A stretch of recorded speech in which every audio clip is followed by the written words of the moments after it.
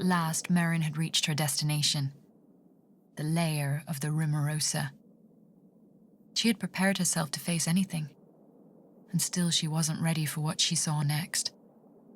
There, trapped inside a diving bell but still alive, was her father.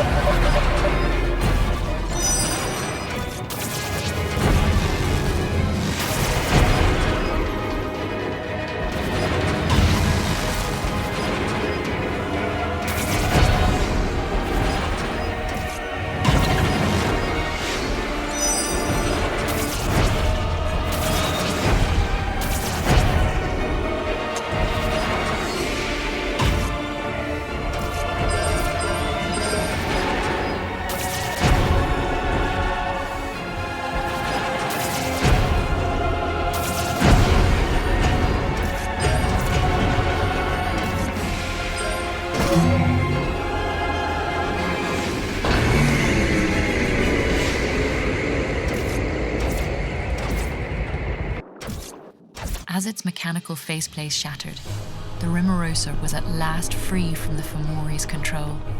The creature swooped out of its lair, smashing through the columns of rock beneath the Forbidden City.